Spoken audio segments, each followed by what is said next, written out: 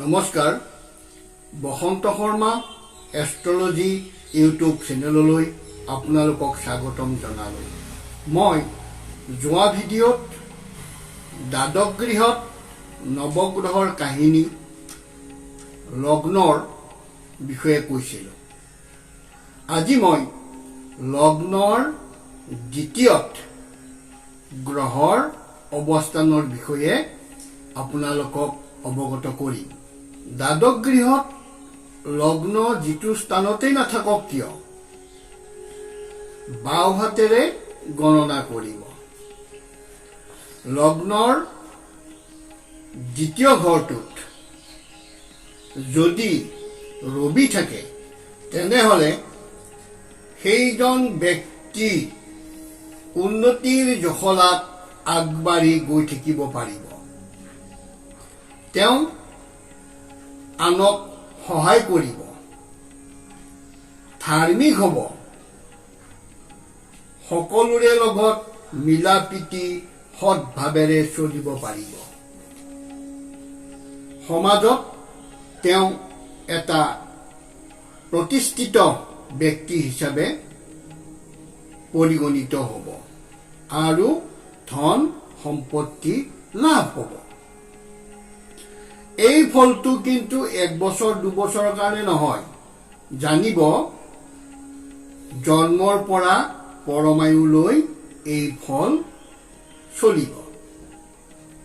এইবাৰ লগ্নৰ দ্বিতীয় ঘৰটোতেই যদি চন্দ্ৰ থাকে তেনেহ'লে জানিব এওঁ দেখাত ধুনীয়া হ'ব,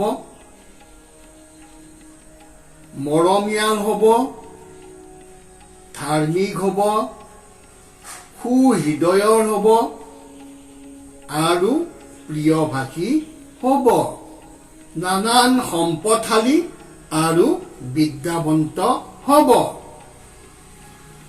যদি লগ্নৰ দ্বিতীয়ত মঙল থাকে তেনেহ'লে এওঁ নানান কৰ্মত উন্নতি লাভ কৰিব। এওঁ বিশেষকৈ কৃষি কৰ্মত সুনাম অৰ্জন কৰিব পাৰিব।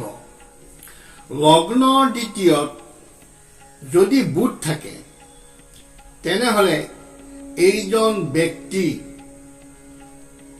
বুদ্ধিমান হ'ব, ধনী হ'ব, জ্ঞানী হ'ব আৰু ঐশ্বৰ্যশালী হ'ব। যদি লগ্নৰ দ্বিতীয়ত বৃহস্পতি থাকে তেনেহ'লে জানিব এওঁ বিদ্যাত পাৰ্গত হ'ব, সুনাম অৰ্জন কৰিব, উন্নতি হ'ব, সৌভাগ্যৱান হ'ব, ধন সম্পত্তি ঐশ্বৰ্য বিভূতি এওঁৰ লাভ হ'ব। যদি শুক্ৰ থাকে তেনেহ'লে বুজিব যে এওঁ সন্মান পাব, সুখ হ'ব, ভোগ হ'ব, বিলাসী হ'ব, ভ্ৰমণ কৰি ভাল পাব আৰু বিদ্যাৱন্ত হ'ব। যদি শনি থাকে লগ্নৰ দ্বিতীয়ত যদি শনি থাকে তেনেহ'লে জানিব এওঁ আকস্মিক বিপদ, নভবা নিচিন্তাকৈ নানান কৰ্ম কৰা, কোনটো ভাল কাম কোনটো বেয়া কাম চিন্তা নকৰে, তেওঁৰ মনত যি ভাৱ আহিব সেইভাৱেই কৰিবলৈ ইচ্ছা কৰিব, জেদত আসক্ত হ'ব আৰু এওঁ মনত অস্থিৰ ভাৱ বিৰাজ কৰিব। যদি লগ্নৰ দ্বিতীয়ত ৰাহু থাকে তেনেহ'লে এওঁৰ বাধা, দুখ, চিন্তা, ক্লেশ, হতাশা আদি হ'ব পাৰে।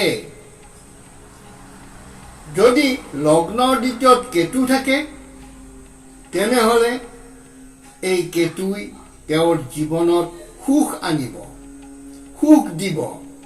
কেতুই সুখ দিব যদি লগ্নৰ দ্বিতীয় স্থানত থাকে। চাওকচোন, কেতুটো এটা বেয়া গ্ৰহ, কিন্তু স্থান লৈ বেয়া গ্ৰহও ভাল কাম কৰিব পাৰে। সেয়েহে জানিব এই কেতুই লগ্নৰ দ্বিতীয়ৰ কেতুই আপোনাক সুখ দিব, আনন্দ দিব, মনৰে বিচৰা সকলোবোৰ আপোনাক দিব। সেয়েহে আজি আপোনালোকে জানিব পাৰিলে যে লগ্নৰ দ্বিতীয়ত নৱগ্ৰহৰ কাহিনী। মোক কেইজনমান সদাশয় লোকে প্ৰশ্ন কৰিছে যে দ্বাদশ গৃহত, জন্মকুণ্ডলী চক্ৰৰ দ্বাদশ গৃহত লগ্নৰ কোনো স্থানত যদি একো গ্ৰহ নাথাকে তেনেহ'লে তেওঁৰ কি ফল হ'ব। মই আপোনালোকক জনাব বিচাৰিছোঁ যে গ্ৰহৰ অৱস্থানখিনি মই আগতে আপোনালোকক জনাই লওঁ। তাৰ পাছত যিবিলাক স্থানত দ্বাদশ গৃহৰ যিবিলাক স্থানত গ্ৰহ নাথাকে সেইবিলাক স্থানৰ ফল কি হ'ব মই জনাম। আজিলৈ সামৰিছোঁ। ভিডিঅ'টো ভাল পালে লাইক কৰিব, কমেণ্ট কৰিব, শ্বেয়াৰ কৰিব। সকলোৰে মংগল কামনা কৰি আজিলৈ এৰিছোঁ। ধন্যবাদ।